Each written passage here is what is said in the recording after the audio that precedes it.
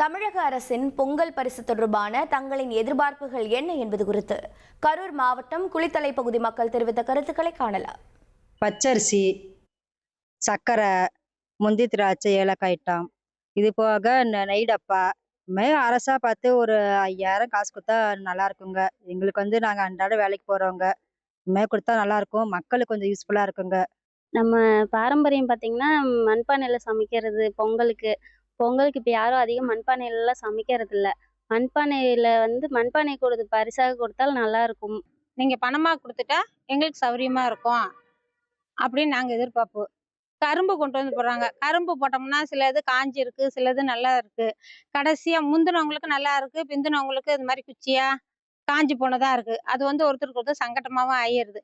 நாங்க தமிழர் திருநாள் கொண்டாடணும் அப்படின்னா, நீங்க உரிமை தொகை ஊக்கத்தொகை மாதிரி மாசம் 1000 ரூபாய் தர மாதிரி 10,000 ரூபாய் நீங்க பொங்கலுக்கு தந்தீங்கன்னா ட்ரெஸ்ஸு எல்லாமே எடுத்து தமிழர்கள் நாங்க சிறப்பா கொண்டாடிடுவோம். எங்களுக்கு எந்த பொருளும் தரமில்லாத பொருள் தரதுக்கு நீங்க தராமே இருந்துடலாம். பொங்கல் பரிசுன்னு அரிசி, பாசி பருப்பு, வெல்லம், ஏலக்காய், முந்திரி பருப்பு, திராட்சை பழம், கரும்பு, காசும் ஒரு தடவை கொடுத்தாங்க. அதுக்கப்புறம் கொடுக்கல.